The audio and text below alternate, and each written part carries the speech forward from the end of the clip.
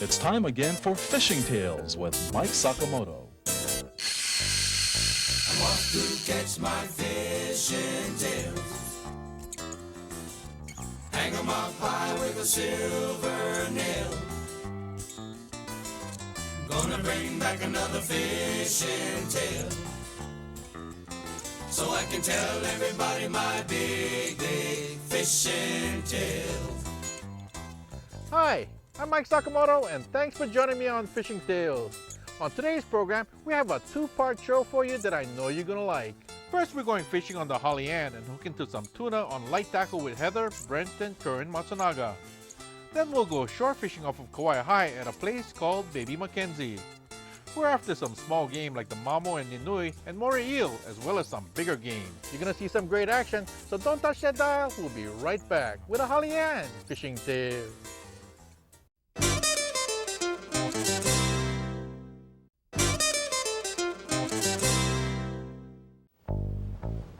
The word was out that F-Buoy, which is located off of the Kona coast, was holding some good-sized aku and ahi. So after trolling for Ono along the coast, Captain Curran Matsunaga had his 38-foot Holian cruising around the buoy, which allowed his daughter Heather and myself to troll some small squid skirts and try for the small tuna. Heather took the starboard side and had a Penn 565 International reel and a Penn CT90H graphite rod, which is 9 feet long. I was using a Penn 525 mag long-distance casting reel, which was loaded with Power Pro line. In the meantime, Captain Curran kept his eyes open for flocking seabirds, jumping tuna, and other boats that were also working the school of fish. Suddenly, something grabbed my lure. Up! Whoa, whoa, whoa! Oh, almost fell over the side. Oh, Heather, get one too, Heather. Heather, get one. Oh, Hang on, hang on. Double. good. Oh, that didn't take very long. All right, come on, guys. I got Heather. this first though. Mine is good. Running. Yeah. Okay. Mine kind of settled down already. Okay. Okay. Stay on this side of the boat. Don't go by Heather. Very tangled. Oh. So going that side. Ready. Now.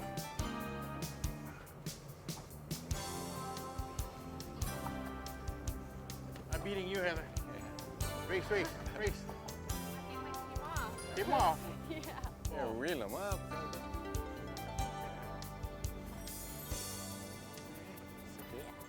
Came off or running toward the boat. Came off. Okay, so bring them in. Clear the line.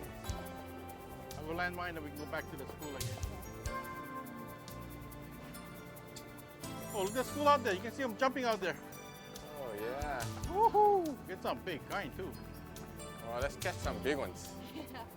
Don't come off the hook. Let's not do a Heather. Okay, double line. Whoop! There you go, shining. Oh. Yep. There he is. Oh, There he is. all right. Nice one. There he is.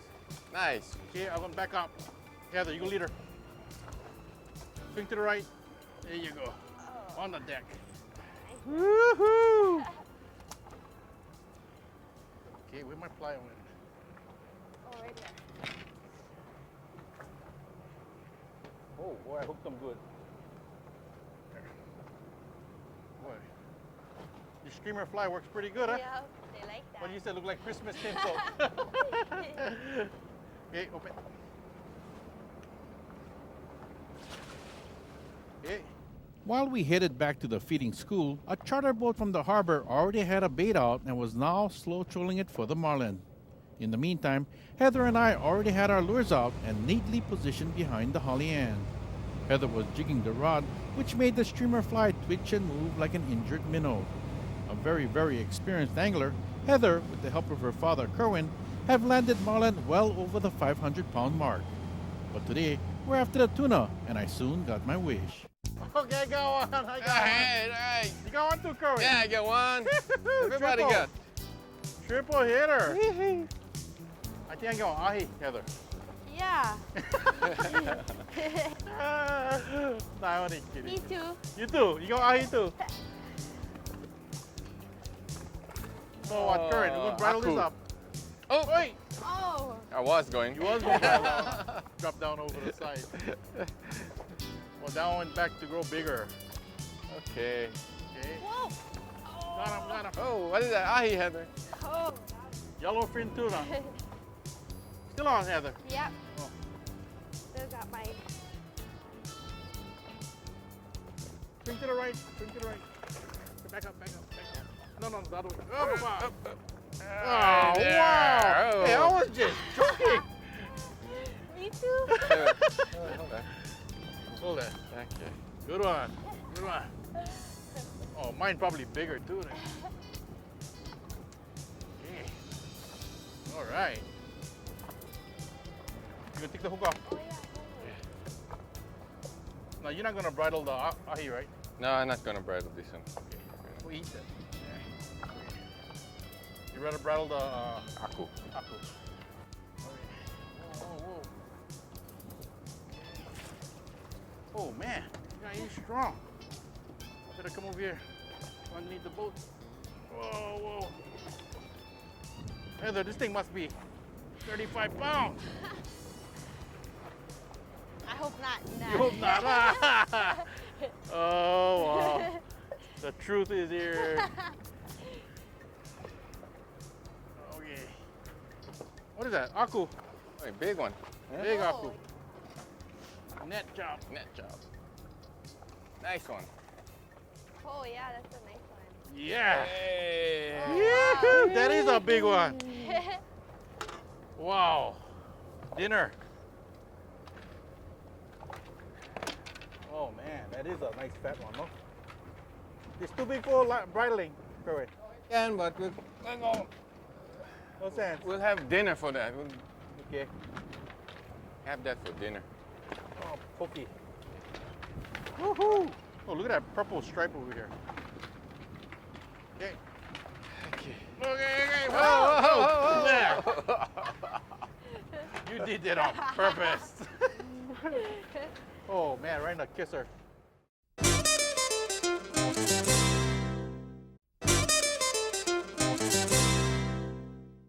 The weather's perfect in Kawaihae and I heard the fish are biting. So if you're ready, let's head for the rocks. The water was calm, but the point was a steep one. Located off of the Kawaihae coast, it was nicknamed Baby MacKenzie because it looks very much like the famous Ulua spot located off of the Kalapana coast that's called Mackenzie Park. The most obvious difference is that Baby MacKenzie had some really flat water surrounding it. Also, it had a resident school of reef fish like the Ninui and the Mamo, so once all the Ulua poles were set up, everyone broke out the light spinning tackle and started hooking up small game. And it looks like Ron Mentalones and Alfred Ignacio have something to brag about, right, Eddie? Yeah, Mike, that kind of looks like a pink-tailed triggerfish. I think the Hawaiians call it Humuhumuki Opole. Yeah, that's about right. Ron probably let it go. That's real round type of triggerfish. Yeah. What the guys call huggy. Yeah, lucky. You can say that out, actually. You look skin up from the tail, right? Yeah, got some nice, good like chicken. Yeah. One thing about that pink-tailed triggerfish, man, you find that fish everywhere. All well, you know, we were following the water with the cat mackerel. Just about everything in the neighborhood. Yeah. That's Jason. Palako. Yep. Jason Palako. Now that guy's a good fisherman. Yeah, he got real plenty patience. A lot of the mamo. Mamo. There you go. Like you said, he got a lot of patience. Huh? Yeah. Well, there was a lot of mamo too. Yeah. And they were good size. Huh? Yeah. Real good eating too. Now, you folks ever use that for a little bait? Yeah, it's real good bait. It's a real lively fish. And it stays alive a long time. Strong, huh? Real strong. And luckily, we have that little tide pool in the back. Huh? Yeah, when the tide gets up, the pond fills up. So you can put plenty of fish inside there. Plenty. Now, that's a piece of akuli Akuli. that your father's going to use for a bait. Yeah, and that's what he uses to catch the pui with. He likes to use akuli more than any other bait. Correct. Is it because it's so bloody or? Yeah, it really attracts the eel real fast. Now he's on the left side of the point, further in the back, and he's at a spot that's pretty steep. So he can just drop his bait straight down. Yeah, straight down. I say it's about maybe 10 to 15 feet deep. Oh, he's not using a rod and reel. He's just using a pole, right? Yeah, regular basic two-piece pole, Mm-hmm. and he just wraps his cord right down the pole. The length of the pole. Yeah, So he doesn't have like monofilament. He has heavy cord. correct. He's going after the moray eel, right? Yeah. Okay. Now that's an old lure pole, right? You gave him Yeah, that was my very first lure pole I ever had, an eagle claw. way back, huh? Way Here back. you go. Got him. Got hooked up. Now when he hooks up these round moray eel, I mean you gotta be really strong. Yeah, you need a real strong back. Yeah. Oop, there it is. He seems to only catch big kind too. Yeah, I noticed that. Real big kind. All real big ones. Yeah. And now that's the regular brown puppy. Yeah, Excellent lure bait, right? excellent. One First of the thing it best. does is gonna tie itself up in a knot. And before anybody can take the hook out of that guy mouth, I think you gotta give him a couple cracks. Yeah, calm him down. Huh? He Alfred, he kinda impressed with Yeah. your father. Now how many moray eel has your father caught in, one sitting? I think the most I ever saw, he caught like 10. 10 of those big brown ones. Yeah, Boy, you caught sure 10 not of worried them. about bait. yeah. 10 of those big ones, huh? One after another too. So he chums the water, he attracts the moray eel and uses the coulis to catch them. Correct. Boy. Sometimes it only takes like 10 seconds and they're He get biting 'em. already. Uh-huh. Yeah. Oh, that's a big moray eel. Now, the best part of that moray eel is actually the head for bait, right? Yeah, that's the best part I like. A lot of blood in there too. Yeah. Seems like the Ulua love to eat moray eel Yep. for some reason. But the bait is also very, very tough, so stays on the hook a long time. Yeah. I had a lot of strikes with the fillets, but I noticed the bigger ones come with the head. Well, the sun's going down. Looks like the there we Somebody go. got hooked up. Fish started to bite. Okay, come on up, guys. Looks like my pole there. Yeah, your pole. Now that point has a real narrow runway, walkway, or whatever Yeah, you you want gotta to be call really it. careful coming up there. You don't want to run too much on that runway. Yeah. Here comes Jay with the gas. A lot of rope on that gap. There you go. This fish was good size. Was fighting in the Good clear. fight. Yeah. He was taking a lot of line. Yeah. Well, in the beginning, actually, they're really strong. Yeah. Jay's gonna help you clear all the lines. Jay and Ron Mendelon. Yeah. There you go. It seems like you're gaining some line back. Yeah. There's Ron behind guiding in case anything happens there. Watching the angle of the line. Huh? Yeah. There you go. Coming up though. Yeah, I think the line crossed over the other Uh-huh, poles. uh-huh. So he's trying to help me out. The best way to figure that out is by putting tip to tip, right? Yeah, and you see the line cross up or Up or below. over, yeah.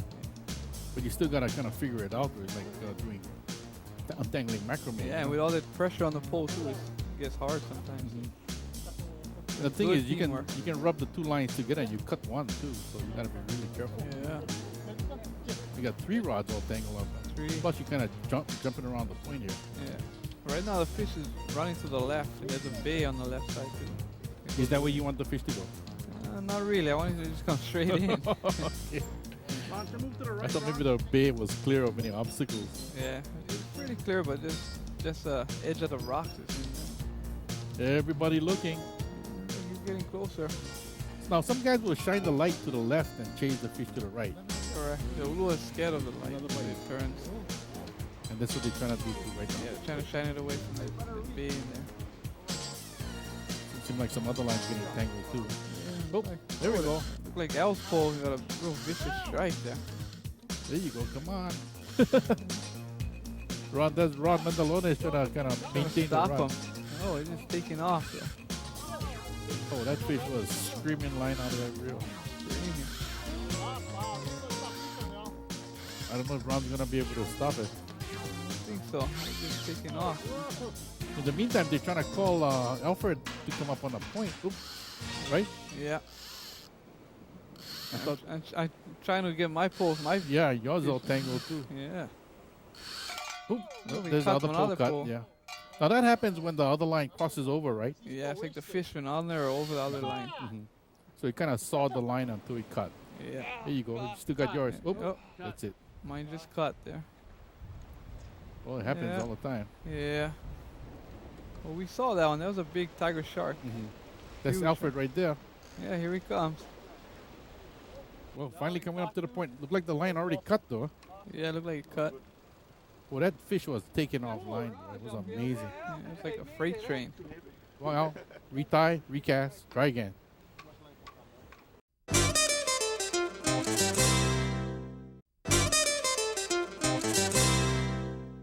The night was still young, so Eddie Carvalho Sr. decided to try again for the moray eel. And that's his leader system, huh, Eddie? Yeah, Mike, it's a pretty strong leader. My dad put some heavy pressure on the line when he hooks the pulley. I guess you have to. Those are big pulley they're always going after. Yeah. It looks like a coolie head. Yeah, it looks like a pulley head. Now he also has a length of Sevlon wire. Looks like about maybe 200-pound test to the hook, Correct. right? Correct. And that big cylindrical sinker right Yeah. there. Two of them, actually. Two of them. Yeah. And that takes the bait down. Takes him down pretty Uh-huh. fast to the bottom. Before this, you said he used to use bamboo. Yeah, regular old bamboo. Boy, he used to put some pressure on that bamboo. Yeah, he didn't. Never had one broke on him though. El Ignacio was trying his hand at small game fishing too. Yeah, Now, this guy is really good at bait casting. That's his secret. real good. There you go. There you go. Hooked up already. There Sounds you like go. a good size. Look at his, Holly budging. his muscles was bulging. Okay, Eddie, time to get up. Yeah. Gotta go and help him. Whoa, look at that. He really lean on him, man. Yeah. Gotta just help him handline the pulley up. There Pretty you go. good coming size up. one. Yeah. Whoa. A lively Another one. brown one. Yeah. That's the one you guys call a pui paka. Yeah. Pulley paka. Most common Mari eel. Boy, you ever get bitten by that guy, boy, you forget your name. Oh yeah. Now, these guys have a lot of teeth. Super Small. sharp too. Yeah, super sharp and real small. Yeah. Really shred you up pretty good, so you got to be really, really careful. Yeah. Now, I've seen these guys up to about 150 pounds, Oh, that's huge. so they get big. And you don't want to be, sticking your finger in his mouth and getting the hook out, that's for sure. Yeah. This one might be about 10, 15 pounds, I would say. Once again, good lure bait. Really good lure bait. And that's your father's specialty, eh? Specialty. My bait man. Your bait man. He catches quite a few. Well, besides the moray, will he catch, like fish? Yeah, he catches balloon fishes, moo, lobsters. He even caught a 2 to 3 foot white reef shark one time. Yeah. And he even caught a 32-pound ulua Oh. using the same method. Amazing, eh? Yeah. He catches moo too. Moo, a lot of moo with Wow. that technique. I know one thing, your dad has a lot of patience, though. A lot of patience. So that's going to be cut up for bait pretty soon. Huh? Yeah, that's a lot of bait right there. Maybe you can get about 6 or 7 baits out of that. At least. Oop, there you go. Hook up. One of the baits working already. Yeah, pretty fast. Oh, there's Jay smoking him up that rock. Eh? No, that guy can run like a billy goat. Man. Yeah, That's a real narrow runway. real Boy, you spooky going stumble, up. man. You're going to bite some lava rock. Now, he got something on, so taking his safety line off. Safety line off. Try to set the hook now. Okay, Yeah, this one is pretty good size too. there you go. He looked like he got him going, huh? Yeah. Fighting he- in the clear. Yeah, he got him stopped already. Bringing him in. That's you going up there. Yeah. I'm gonna help him shine the light because there's a reef on the right side over there. Oh, that's right. There's a small shallow reef on the right. Yeah. So if the fish goes around that, good chance of getting tangled. Yeah. And that's all she wrote, right? That's all she wrote. You're not going to dive in and untangle him, man. No way. No way. Oh, boy. Just by looking at him fight that fish, you can tell a fish taking in line, too. Yeah, it's a good workout he's getting there. It looks like Ron coming up Yeah, to help us. Mandalanes, yeah. Yeah. He's got a lot of big lures, so he has a lot of experience. Yeah. Jay's passing him down the pole down to him. There's another safer ledge down there. Yeah, that point has a real small fighting zone. Yeah. There you go. Should be easier for Wait, Jay Jason, now. continue fighting there. And again, there's Ron helping him, guide him from the back Yeah. again. Like I said, if the line should cut right now because of all the pressure, he would go flipping over backwards. So Yeah. I keep him from hitting himself on the rock there. Besides, that Ron's a big guy, so Yeah. big cushion. He'll catch him. That's the way. Now, if he's on the right side and on the bottom, I guess most of the lines are clear already. Yeah, pretty clear. It's gonna be above him too. So the fish is closer already. Close. Not going to tangle with other lines. No, it was just so big that it's a dead weight bringing him in. Well, he's fighting him though. Yeah, There you go. Got some eyeballs shining here. yeah. Looks like another big tax collector there. The man in the gray suit. Yeah. Now looks like a standard reef shark. It's not a black tip. It's not a white tip. And so it has no markings. Could be a bull shark. Could be a gray reef. Yeah, it looks like a gray could be reef. Just about anything. Yeah, It looked like you grabbed the Morillo bait. yeah. Worked pretty good, huh? Now you folks aren't gonna keep the shark, right? Now we bring them in and we cut the line. And the hook eventually rusts off. Correct. So you can try to get the line as much of it up as you can, reach over and cut it. Correct. And the shark will pretty much swim away, right? Yeah. Well, this point has a lot of sharks though. A lot of sharks. Which you don't want to be swimming around there at night. Huh? No way. There you go, very carefully. Yeah. Don't want to fall in. Now that guy must be about what, you think 60, 50, 60, 70 pounds? At least. Oh, there goes. Yeah. That was There a you go. mean workout Jay got. Yeah. Jay's a good fisherman. We gotta plan another one. This guy is a good one to fish with, and everybody else too. Sure. Next time. Ready. Now that's what I call an action-packed show. I'd like to take this time to say special thanks to Heather, Brent, and Karen Matsunaga for inviting me on the Holly Ann. I'd also like to say thanks to Eddie Carvalho and his friends for inviting me on that trip. Well, hope to see you again next week for another Fishing Tale. Next week on Fishing Tales, Mike returns to the Marshall Islands. This time, he goes diving with two locals, and they show him how they bring home dinner. Fishing equipment provided by Penn, whose reels have been setting standards and records for over 55 years. And now, Penn's fishing systems include quality rods and downriggers too. Set some records of your own with Penn. Inter-island air transportation provided by Aloha Airlines, the official airline for Mike Sakamoto's Fishing Tales. Accommodations for Fishing Tales provided by Castle Resorts and Hotels. For information, call 1-800-367-5004.